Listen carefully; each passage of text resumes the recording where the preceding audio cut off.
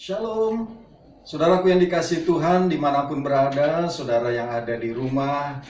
Puji Tuhan, pada saat ini kita sudah memasuki bulan April, minggu yang pertama. Saya berdoa dan saya berharap saudara semua yang ada di rumah dalam keadaan yang baik, di dalam perlindungan Tuhan, di dalam sukacita dan damai sejahtera Tuhan. Nah, saudaraku yang dikasihi Tuhan, dalam bulan-bulan berjalan kita dituntun oleh Tuhan tema demi tema. Bulan Maret yang lalu kita dituntun oleh Tuhan dengan satu tema waspada. Dan di bulan April tahun 2020 ini, saudara, Tuhan menuntun gereja kita, GBI HOT, dan kita semua dengan satu tema selama dan sepanjang bulan April ini adalah pertolongan. Katakan bersama dengan saya, pertolongan. Puji Tuhan, dan saya percaya hari-hari ini Tuhan senantiasa pasti akan menolong kita. Nah, saudaraku yang dikasihi Tuhan, pada minggu ini kita akan dituntun Tuhan untuk mengawali kita di dalam firman Tuhan, di dalam ibadah kita saat pagi hari ini dengan satu firman Tuhan yang terambil di dalam Ibrani pasal 12 ayat 25 sampai 29. Ibrani pasal 12 ayat 25 sampai 29 berbunyi demikian. Jagalah supaya kamu jangan menolak Dia yang berfirman, sebab jikalau mereka yang menolak Dia yang menyampaikan firman Allah di bumi tidak luput, apalagi kita jika kita berpaling dari Dia yang berbicara dari sorga. Waktu itu suaranya menggoncangkan bumi. Tetapi sekarang Ia memberikan janji, satu kali lagi aku akan menggoncangkan bukan hanya bumi saja, melainkan langit juga. Ungkapan satu kali lagi menunjukkan kepada perubahan pada apa yang dapat digoncangkan, karena Ia dijadikan supaya tinggal tetap apa yang tidak tergoncangkan. Jadi, karena kita menerima kerajaan yang tidak tergoncangkan, marilah kita mengucap syukur dan beribadah kepada Allah menurut cara yang berkenan kepadanya dengan hormat dan takut. Sebab Allah kita adalah api yang menghanguskan. Yang berbahagia dalam mereka yang mendengarkan firman Tuhan, yang menyimpannya di dalam hati, dan yang melakukannya di dalam kehidupan sehari-hari. Saudaraku yang dikasihi Tuhan, beberapa waktu yang lalu saya melihat satu video yang dikirim melalui WhatsApp group. Di dalam video itu, saudaraku, diperlihatkan satu kotak, di mana diisi di sana paku yang sangat banyak. Nah, tentunya karena kotak ini diisi oleh paku yang ditaburkan, maka paku itu berserakan, tidak beraturan bentuknya. Dan pada saat itu, saudara, kemudian kotak itu digoncangkan begitu rupa. Digoncangkan makin lama, makin keras, makin lama, makin keras. Dan apa yang terjadi, saudara? Paku-paku yang ada di dalam kotak itu kemudian bergerak.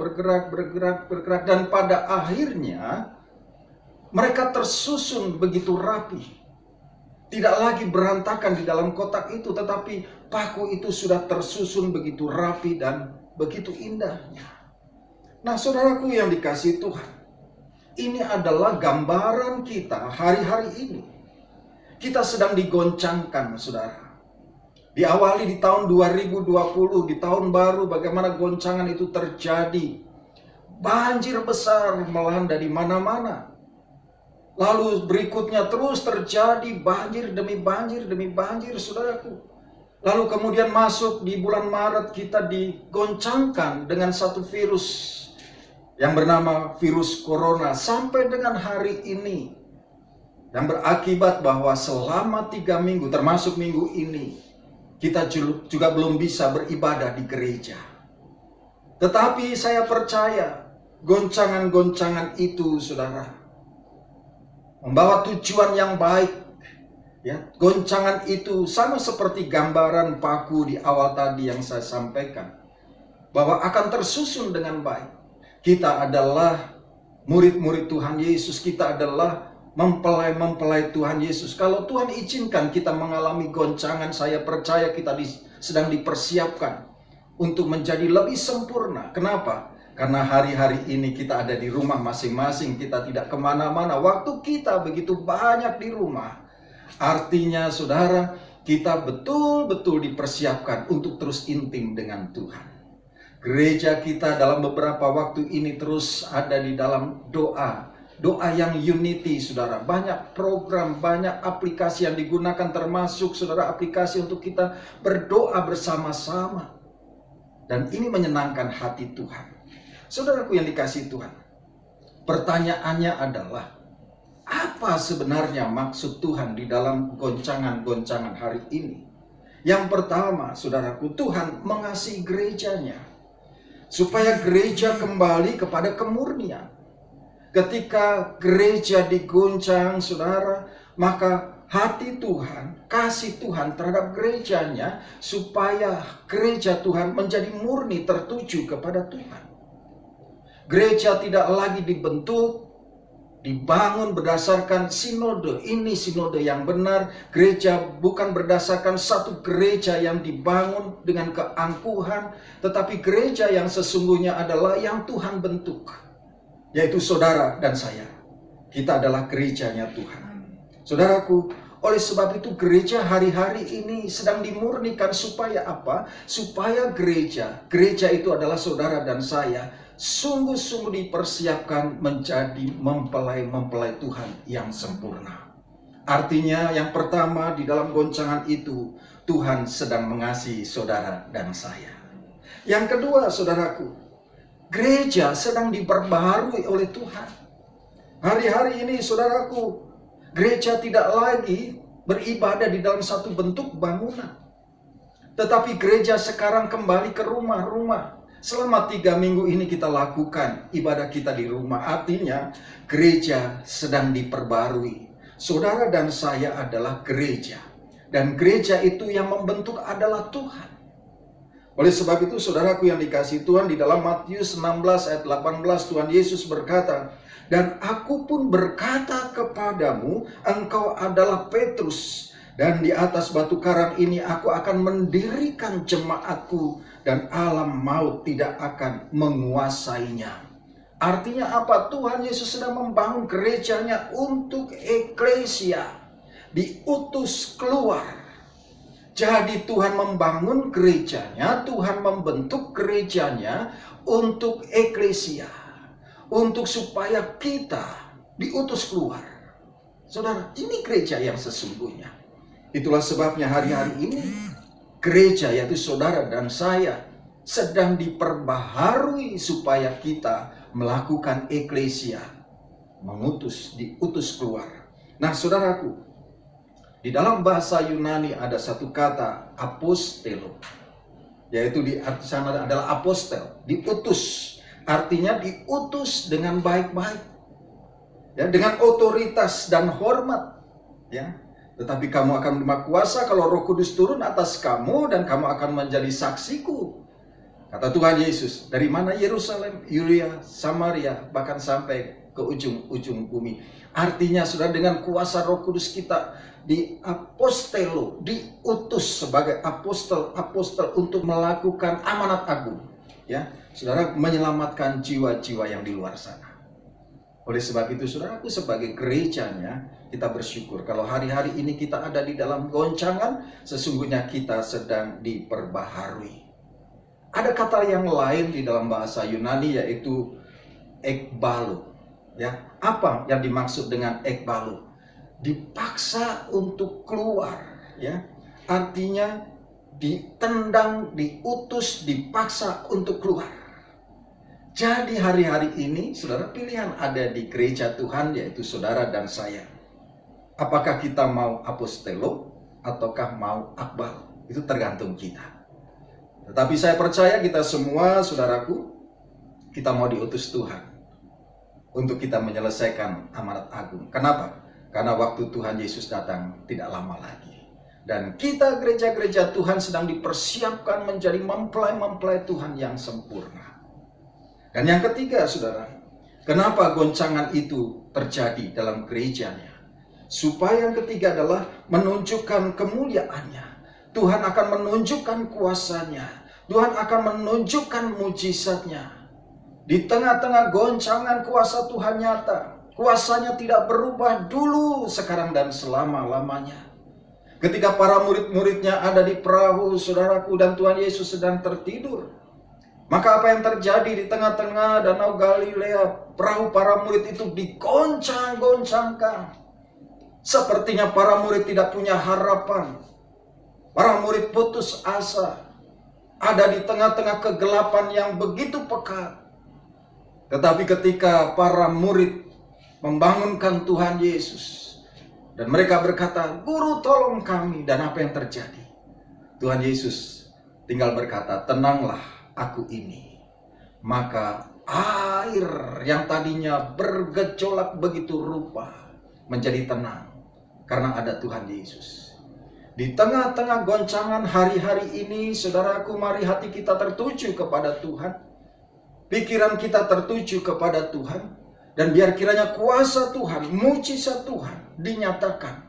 Dan kemuliaannya dinyatakan melalui kehidupan gerejanya, yaitu saudara dan saya. Dan saya percaya, saudaraku, yang dikasihi oleh Tuhan, di tengah-tengah gejolak-gejolak hari-hari ini, ya, di tengah goncangan-goncangan yang sepertinya belum selesai sampai dengan hari ini, saya percaya setiap orang yang berseru kepada Tuhan dan berharap kepadanya, pasti ada pertolongan. Katakan bersama dengan saya, pasti ada pertolongan. Pasti ada pertolongan. Puji Tuhan. Nah, saudaraku yang dikasihi Tuhan, bagaimana caranya ya supaya di dalam goncangan itu pertolongan Tuhan terjadi atas hidup kita? Nah, saudara, mari kita membaca di dalam 1 Samuel pasal 30 ayat 1 sampai dengan ke-6. 1 Samuel pasal 30 ayat 1 sampai dengan ke-6. Ya.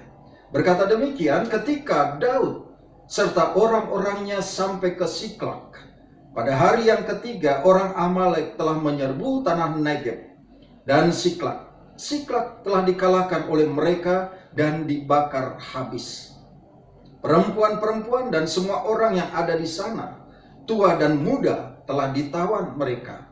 Dengan tidak membunuh seorang pun, mereka menggiring sekaliannya, kemudian meneruskan perjalanannya. Ketika Daud dan orang-orangnya sampai ke kota itu, tampaklah kota itu dibakar habis. Dan istri mereka serta anak mereka yang laki-laki dan perempuan telah ditawan. Lalu menangislah Daud dan rakyat yang bersama-sama dengan dia itu dengan nyaring, sampai mereka tidak kuat lagi menangis. Juga kedua istri Daud ditawan, yakni Ahinoam, perempuan Yisrael, dan Abigail, bekas istri Nabal, orang Karmel itu.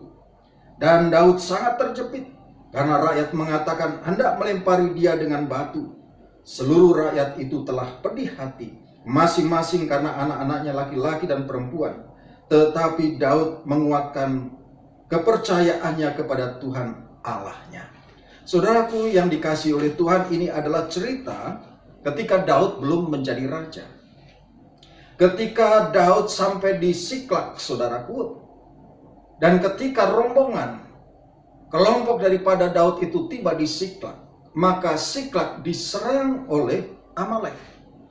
Orang Amalek habis-habisan menyerang daripada kelompok Daud ini. Anak-anak laki-laki, anak-anak perempuan, istri-istri dari mereka dibawa, ditawan oleh orang Amalek. Semua dijarah. Artinya apa? Mereka sedang mengalami satu kegoncangan yang hebat. Satu kegoncangan yang luar biasa. Dan apa yang terjadi ketika kita membaca firman Tuhan ini, saudara?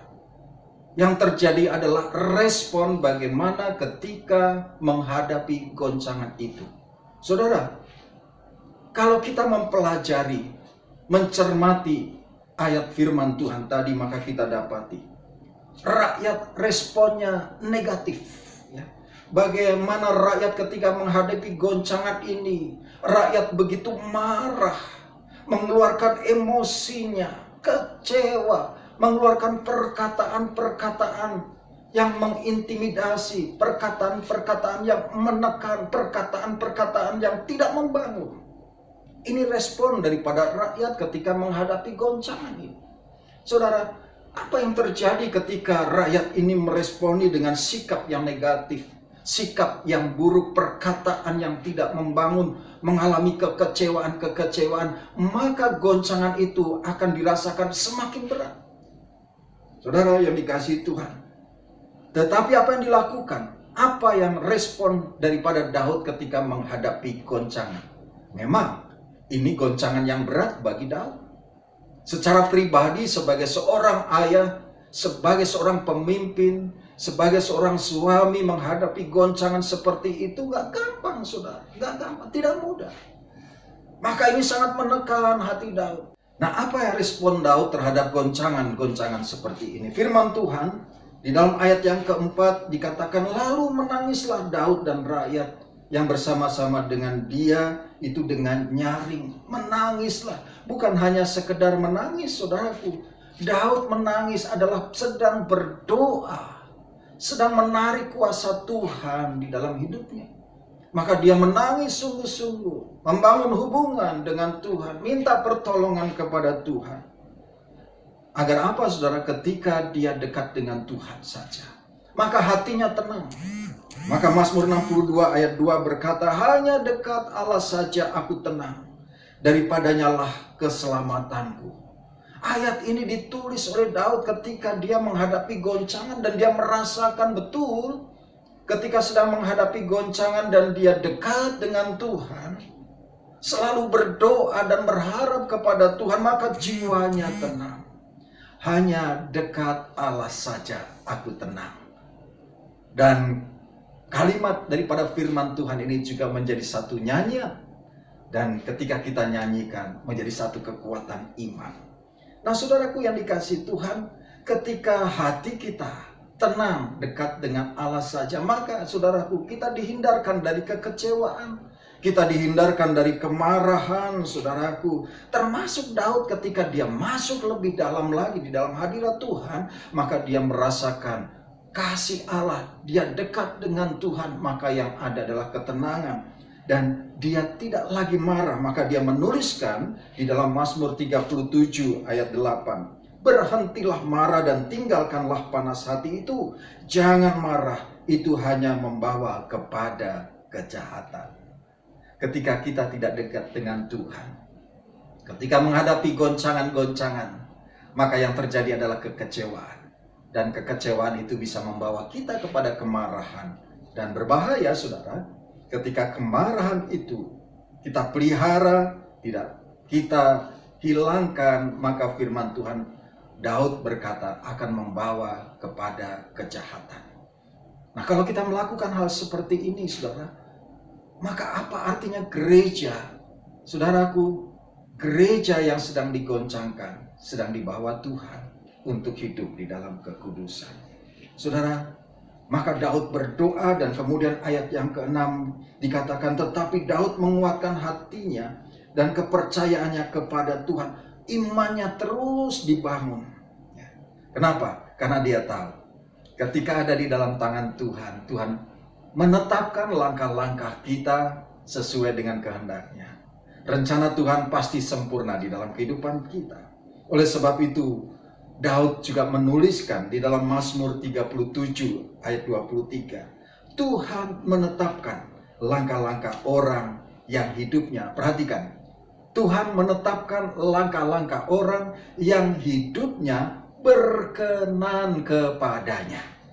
Jadi, di dalam goncangan ini, supaya gereja Tuhan, yaitu saudara dan saya, disempurnakan. Dan supaya hidup kita semakin berkenan di hadapan Tuhan. Dan yang kedua, saudara, Daud menguatkan kepercayaannya. Ya. Daud percaya bahwa ketika di dalam goncangan-goncangan, saudara, dia percaya akan kuasa Tuhan. Di dalam sepanjang kehidupannya banyak Tuhan menolong dia. Ya. Bagaimana ketika dia sebagai gembala domba, dia harus berhadapan dengan singa, dia melawan singa dan ternyata singa itu dikalahkan. Bukan karena kekuatannya, bukan karena kemampuannya, tetapi karena dia percaya, saudara, ada kuasa Tuhan yang menyertai. Demikian juga ketika dia menghadapi beruang-beruang yang besar, yang menghadang binatang piaraannya, dia juga maju berperang melawan beruang. Dan dia menang. Dan saya percaya kemenangan itu juga dari Tuhan. Termasuk ketika Daud berhadapan dengan Goliat, orang Filistin yang besar, yang dikatakan raksasa itu. Bangsa Israel tidak ada yang berani berhadapan dengan Goliat karena begitu kuat dan begitu besar.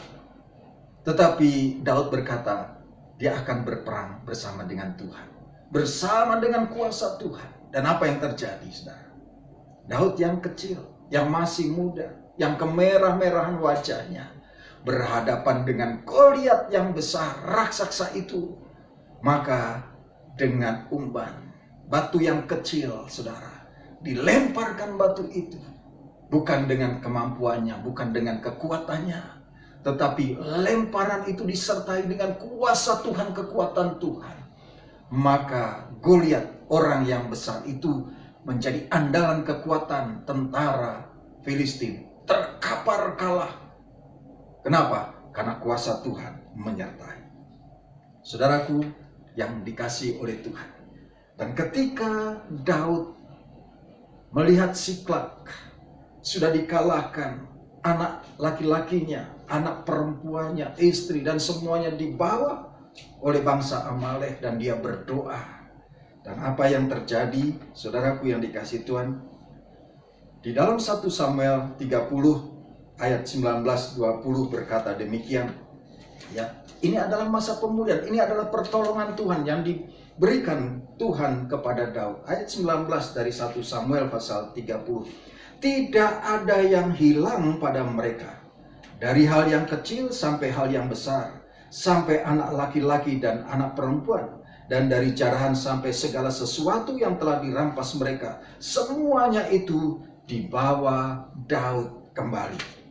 Daud mengambil segala kambing, domba, dan lembu. Semuanya itu digiring mereka di hadapannya, serta berkata, inilah jarahan Daud.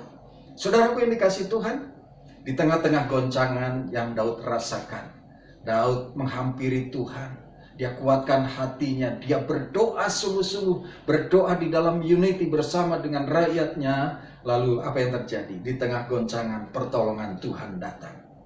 Semua anak-anak laki-laki, anak-anak perempuan, istri, segala kambing, domba, harta yang dibawa oleh bangsa Amalek, semuanya kemudian dikembalikan kepada Daud oleh Tuhan. Tidak ada yang kurang sedikit pun.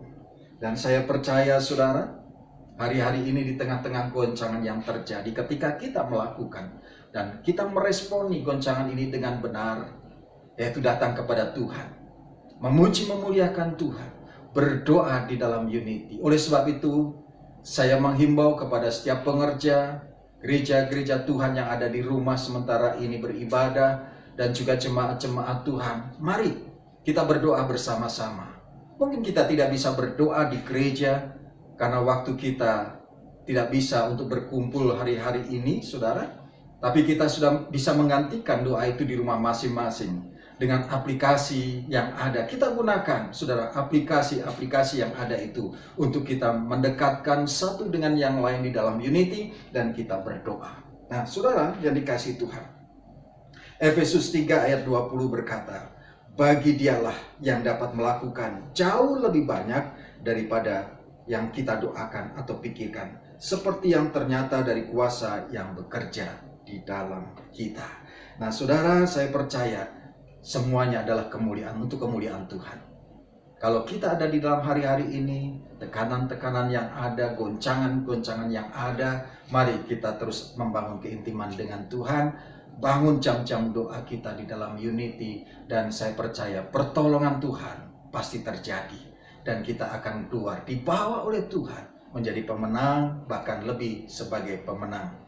Bukankah tahun-tahun ini adalah tahun dimensi yang baru, di mana ketika karakter kita bersama dengan Tuhan dibentuk menjadi sempurna, maka kita akan terus dibawa naik, tidak akan pernah turun, dan kita akan dijadikan kepala, bukan menjadi ekor. Saudaraku yang dikasihi Tuhan, sebentar kita masuk dalam perjamuan kudus, persekutuan dengan tubuh dan darah Yesus. Mari kita persiapkan hati kita persiapkan Saudara yang ada di rumah, mari masing-masing mempersiapkan diri. Bagi saudara yang sudah mempersiapkan roti, barangkali Pak saya tidak ada roti, crackers juga boleh. Ya saudara yang sudah persiapkan mungkin anggur. Kalau tidak ada anggur, saudara boleh menggunakan minuman ringan yang berwarna merah. Kalau tidak ada juga boleh menggunakan teh warna merah. Kita akan bersama-sama untuk kita boleh bersekutu di dalam perjamuan kudus. Mari kita berdoa. Bapa kami di dalam kerajaan surga, terima kasih buat kebenaran firman-Mu. Pada saat pagi hari ini Tuhan, kami mempersiapkan hati kami untuk kami boleh masuk di dalam persekutuan dengan tubuh dan darah Yesus. Itulah sebabnya Tuhan, ampuni kami kalau kami Kau dapati ada kesalahan-kesalahan yang menyakiti hati Tuhan, yang mengecewakan hati-Mu. Tuhan ampuni, agar kiranya perjamuan kudus ini, persekutuan kami dengan tubuh dan darah Yesus boleh menjadi berkat bagi kehidupan kami. Bapa terima kasih, terpujilah nama-Mu, dan kami sudah berdoa di dalam nama Tuhan Yesus. Mari kita sama-sama nyanyikan, hanya Kau Tuhan di hidupku. Hanya Kau Tuhan di hidupku, Kau berikan hidup yang baru. Darah-Mu menyucikan, pulihkan hatiku. Ku nyatakan Kaulah segalanya. Engkaulah sumber pengharapan. Kuasa-Mu sanggup menyembuhkan. Jiwaku pun berserah hanya kepadamu. Yesus, Kaulah segalanya. Karena salib-Mu ku hidup, karena salib-Mu ku menang. Engkau yang berkuasa, sanggup untuk melakukan mujizat-Mu. Karena salib-Mu, salib-Mu ku hidup, karena salib-Mu ku menang. Engkau yang berkuasa, sanggup untuk melakukan mujizat-Mu di hidupku. Mari kita sembah Tuhan. Namanya sakanamu. Haleluya. Karena salib-Mu Tuhan, karena salib-Mu Engkau sanggup menyembuhkan, Engkau sanggup memulihkan. Saat ini kami masuk dalam perjamuan kudus Tuhan, persekutuan dengan tubuh dan darah Yesus. Itulah sebabnya biar kiranya Engkau berkati kami, kuduskan kami, agar kiranya kami boleh berkenan dan layak untuk masuk dalam perjamuan kudus ini, dan perjamuan kudus ini menjadi berkat bagi setiap kami. Tuhan terima kasih, terima kasih. Sebab apa yang telah kuteruskan kepadamu telah aku terima dari Tuhan, yaitu bahwa Tuhan Yesus pada malam waktu Ia diserahkan mengambil roti. Mari kita angkat roti dengan tangan kanan kita tinggi-tinggi. Dan sesudah itu Ia mengucap syukur atasnya. Ia memecah-mecahkannya dan berkata, inilah tubuhku yang diserahkan bagi kamu. Perbuatlah ini menjadi peringatan akan aku. Saudaraku yang dikasihi oleh Tuhan, bukankah roti yang kita angkat tinggi-tinggi ini merupakan persekutuan dengan tubuh Kristus? Mari kita makan dengan percaya dalam nama Tuhan Yesus Kristus. Mari kita angkat cawan dengan tangan kanan kita tinggi-tinggi. Demikian juga ia mengambil cawan sesudah makan lalu berkata, "Cawan ini adalah perjanjian baru yang dimeteraikan oleh darahku. Perbuatlah ini setiap kali kamu meminumnya, menjadi peringatan akan aku." Saudaraku yang dikasihi Tuhan, bukankah cawan yang kita angkat tinggi-tinggi ini merupakan persekutuan dengan darah Yesus? Mari kita minum dengan percaya dalam nama Tuhan Yesus. Oh haleluya. Mari kita ucapkan syukur kepada Tuhan. Oh haleluya. Oh haleluya. Ucapkan terima kasih kepada Tuhan Yesus. Di tengah-tengah goncangan yang ada, saya percaya kita semua ditolong oleh Tuhan. Tuhan sedang memberikan pertolongan untuk saudara. Ketika engkau lemah, Tuhan Yesus menguatkan. Pada saat engkau berputus asa, Tuhan memberikan semangat yang baru. Ketika engkau sakit, Tuhan sembuhkan. Oh haleluya. Haleluya, haleluya. Ucapkan syukur kepada Tuhan Yesus, ucapkan syukur. Jangan ada persungutan, tetapi mari percaya lebih lagi menghampiri Tuhan hari-hari ini. Pasti Tuhan akan menolong kita. Yesus yang setia, Dia tidak akan pernah meninggalkan kita. Oh haleluya. Mari buka hatimu, saudara yang dikasih Tuhan, buka hatimu. Oh haleluya, haleluya. Mari angkat tanganmu, terima berkat Tuhan. Terima berkat Tuhan. Percaya dengan iman. Tuhan Yesus samamu berdoa untuk setiap anak-anakmu yang ada di rumah, yang ambil bagian di dalam ibadah pagi hari ini. Tuhan, kami percaya Engkau menolong setiap hamba-hambamu yang di rumah. Dan kami percaya Tuhan, berkat perjamuan kudus ini boleh terjadi dalam kehidupan kami. Yang sakit Tuhan sembuhkan dalam nama Yesus. Yang lemah Tuhan kuatkan dalam nama Tuhan Yesus. Yang kekurangan Tuhan berkati. Oh Tuhan, kami percaya hari-hari ini Engkau sedang memberkati setiap keluarga-keluarga. Engkau memberkati setiap suami, ayah. Engkau memberkati ibu, istri, dan Engkau memberkati anak-anak. Keluarga-keluarga saat ini sedang dibangkitkan Tuhan. Gereja-gereja Tuhan sedang dibangkitkan oleh Tuhan. Terima kasih Tuhan, anugerah-Mu terus limpah atas setiap anak-anak-Mu yang saat ini ada di rumah masing-masing dan ambil bagian di dalam ibadah pagi hari ini. Berkati mereka, berkati Tuhan. Sekalipun masuk di dalam goncangan, kami percaya pertolongan Tuhan terjadi atas kami. Karena Engkau Allah Immanuel yang terus menyertai kami, dan Engkau tidak pernah meninggalkan kami. Terima kasih Tuhan Yesus, terima kasih. Kami mau serahkan seluruh kehidupan kami ke dalam tangan-Mu. Roh, jiwa, tubuh kami sepenuhnya milik Tuhan. Biar kiranya rancangan Tuhan yang indah, yang sempurna terjadi atas kami. Sebentar kami akan menyelesaikan ibadah kami saat pagi hari ini secara online Tuhan. Dan kami menikmati hadirat-Mu di rumah kami masing-masing. Dan biar kiranya Engkau terus sertai kami. Terpujilah nama-Mu Tuhan Yesus. Terpujilah nama-Mu. Kekasih-kekasih Tuhan, mari angkat tanganmu yang kudus di hadapan Tuhan. Tengadahkan wajahmu menikmati kasih-Nya. Dan sebelum menerima berkat firman Tuhan, dengarkanlah janji firman-Nya.